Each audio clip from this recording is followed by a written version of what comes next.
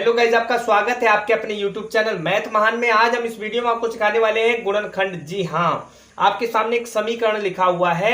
इसे सबसे पहले हम करेंगे गुणनखंड विधि द्वारा हल। इसके गुणनखंड विधि द्वारा इसके मूल निकालेंगे।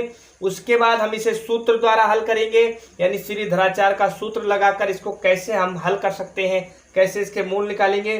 फिर हम इसे पूर्ण वर्ग बना करके यानी पूर्ण वर्ग विधि द्वारा हल करेंगे। पूर्ण वर्ग विधि से इसके मूल कैसे निकाले जाते हैं, ये सब आपको इस वीडियो में सिखाने वाले हैं। अगर आपको गुणनखंड करना नहीं आता है तो आप इस वीडियो में सीख लीजिए। आज के बाद गुणनखंड करने में आपको कोई समस्या नहीं होगी, ये हमारी गारंटी है, अगर आप इस वीडियो को अंत तक पूरा देख लेते हैं। चलिए हम बताते हैं आपको, पहले गुणनखंड विधि से, फिर सूत्र द्वारा और फिर पूर्ण वर्ग विधि द्वारा इसके कैसे मूल निकाले जाते हैं। देखिए x² - 3x - 10 = 0 आपके सामने एक समीकरण लिखा हुआ है। देखिए जब भी आपको गुणनखंड करना हो तो क्या करना है, x² का गुणांक लेना है। x² का अगर कुछ गुणांक नहीं है तो मान लीजिए कि 1 लिखा हुआ है, ठीक है। और आखिरी वाला पद ये लेना है, x² का गुणांक 1 और आखिरी वाला पद कितना है, 10 है। 1 और 10 की गुणा करनी है, ठीक है। कितना आ जाएगा, 10 आ जाएगा, ऐसे लिख देंगे, ठीक है। अब आपको क्या करना है, इस चिन्ह को देखना है। मेन चिन्ह क्या है, ये वाला, इसे आपको ध्यान में नहीं रखना है, बस आपको ये चिन्ह देखना है। काहे का है, माइनस का है। तो इसका मतलब ये है कि जो मध्य वाला पद है, बीच वाला पद है, वो घटाने के बाद हमें लाना है। तो ऐसी दो संख्याएं ढूंढनी है जिनकी गुणा करने पर 10 आ जाए और घटाने पर, यहाँ पे माइनस का चिन्ह है, घटाने पर 3 आ जाए, यानी 3x आ जाए। तो देखिए हम इसके अभाज्य गुणनखंड भी कर सकते हैं 10 के, और अगर आपको डायरेक्ट पता हो तो डायरेक्ट भी कर सकते हैं। अगर 5 और 2 की गुणा कर दें तो 5 दूना 10 होता है, 5 में 2 घटा दें तो 3 आ जाएगा, x के पदों में हम लिख लेंगे। लेकिन जिन बच्चों को ये चीज नहीं पता है तो हम क्या करेंगे, 10 के अभाज्य गुणनखंड करेंगे, छोटी से छोटी संख्या से इसको काटेंगे। 2 का पारा 10 में कितने बार पढ़ सकते हैं, 5 बार, 2 पंजे 10, और 5 का पारा 5 में 1 बार। तो देखिए 2 5 मिल गया, तो 5 2 की गुणा करो या 2 5 की गुणा करो, 10 ही आएगा। लेकिन आपको क्या करना है, बड़ी संख्या पहले लिखना है, छोटी संख्या बाद में, क्योंकि घटाने के बाद लाना है। उम्मीद करते हैं ये बात आपको समझ में आ गई होगी, ठीक है।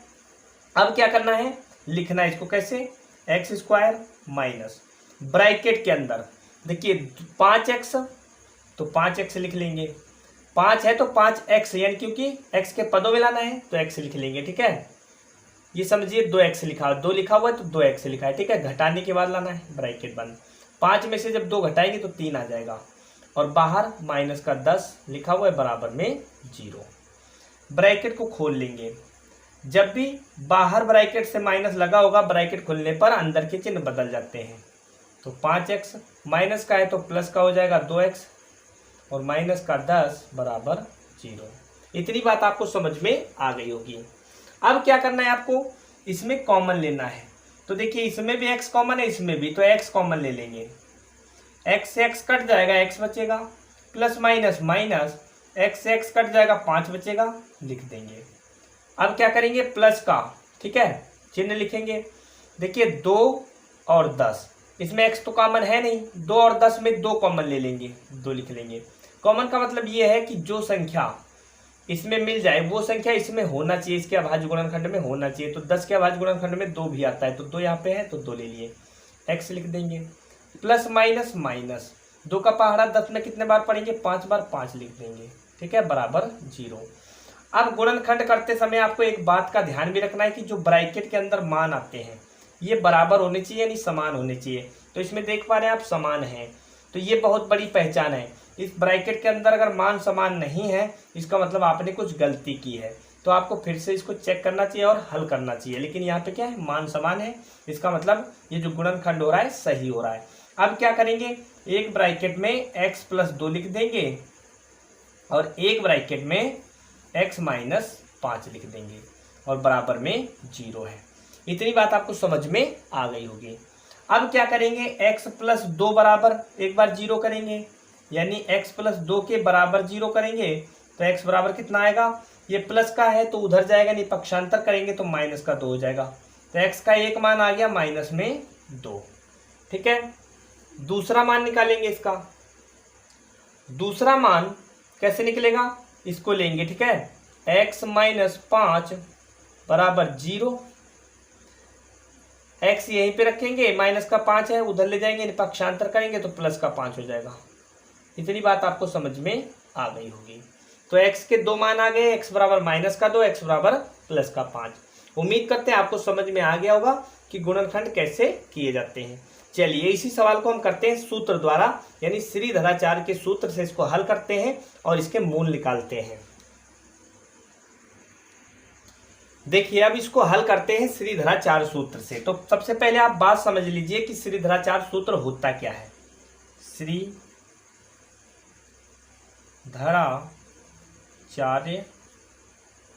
फार्मूला यानी सूत्र। श्रीधराचार्य सूत्र होता है x बराबर माइनस का b plus minus under root b square minus 4ac और पूरे का बटे 2a। तो ये होता है श्रीधराचार्य का सूत्र। अब इस सूत्र से हम इसके मूल निकालेंगे, यानी इसको हल करेंगे। ठीक है, चलिए हम इसको मिटा देते हैं, यहीं पे करते हैं। ठीक है, फार्मूला को बाद में लगाते हैं। और श्रीधराचार्य का जो फार्मूला है उसमें जहाँ पे ये लिखा हुआ था, देखिए एक बार लिख देते हैं, minus b plus minus under root b square minus 4ac। ये जो लिखा हुआ था इसके जगह पे हम लिख सकते हैं d। क्यों? क्योंकि d बराबर यानी विविक्तर का जो सूत्र होता है d बराबर बी स्क्वायर माइनस 4ac होता है।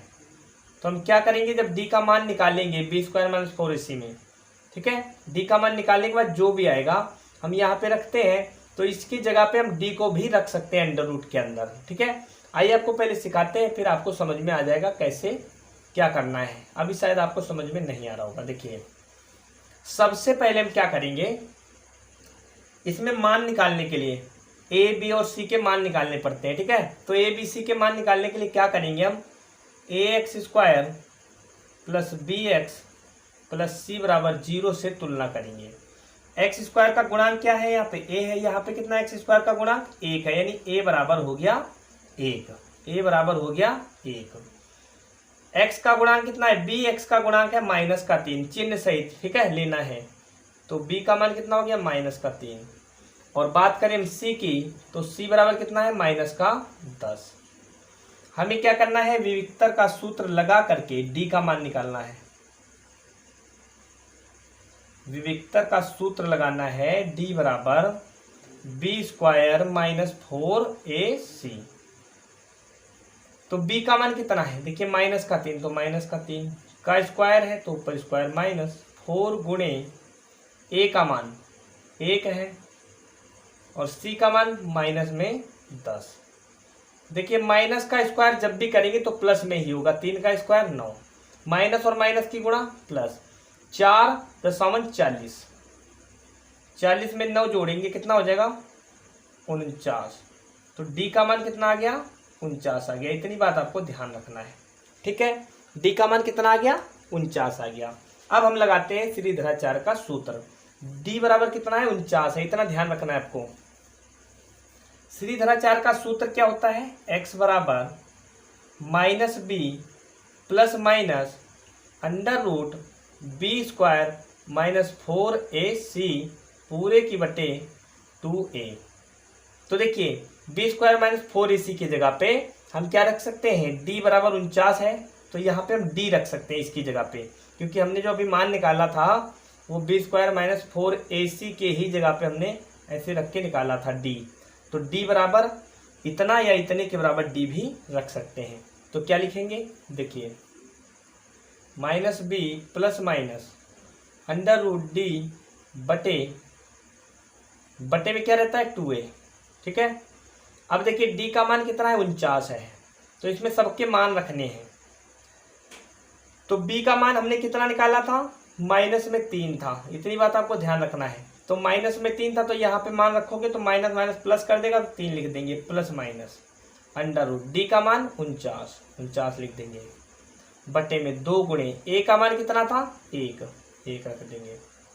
अब इसको हल करेंगे, x बराबर देखिए यहाँ पे 3 प्लस माइनस 49 से जब हम बाहर निकालेंगे यानी इसका 49 का वर्गमूल निकालेंगे तो 7 आएगा। बटे 2। एक बार क्या करेंगे, प्लस का चिन्ह लेंगे तो x बराबर कितना आएगा, जब यहाँ पे प्लस करेंगे 3 + 7 बटे 2, 7 3 10 बटे 2, कितना आ जाएगा, 5 आ जाएगा। कितना आ जाएगा, 5 आ जाएगा। ठीक है, अब क्या करेंगे, एक बार हम माइनस का चिन्ह लेंगे, एक बार माइनस का चिन्ह लेंगे, इतना मिटा देते हैं। देखिए एक बार क्या करेंगे, माइनस का चिन्ह लेंगे, x बराबर 3 - 7 बटे 2। तो x बराबर 3 में से 7 घटाएंगे तो -4 और बटे 2, 2 1 कम 2, 2 दूना 4, x बराबर कितना आ जाएगा, -2 आ जाएगा। तो ये आंसर हो गया। उम्मीद करते हैं दोस्तों आपको समझ में आ गया होगा। हमने इससे पहले निकाला भी था x के 2 मान, x बराबर -2 और x बराबर 5, उसको हमने निकाला था गुणनखंड विधि से, और हमने इसमें निकाला है श्रीधराचार्य के सूत्र से, यानी सूत्र द्वारा। तो दोस्तों ये वीडियो वैसे काफ़ी लंबी हो जाएगी अगर हम इसको पूर्ण वर्ग विधि से भी लगाएंगे, इसलिए इस वीडियो में आज इतना ही। इससे अगले वाले वीडियो में आपको सिखाएंगे पूर्ण वर्ग विधि द्वारा कैसे सवाल को हल किया जाता है, इसको कैसे आप पूर्ण वर्ग विधि से इसके मूल निकाल सकते हैं। अगर दोस्तों ये तरीका आपको पसंद आया हो, हमारा ट्रिक आपको अच्छा लगा हो, वीडियो पसंद आया हो, तो चैनल को सब्सक्राइब कर लीजिएगा, साथ में बेल आइकन की घंटी जरूर दबा लीजिएगा, और साथ में इस वीडियो को अपने दोस्तों में शेयर जरूर कर दीजिएगा ताकि वो भी ये सब सीख सकें। फिलहाल दोस्तों इस वीडियो में आज इतना ही, इससे आगे मिलेंगे आपको अगले वीडियो में। थैंक्स, जय हिंद, जय भारत।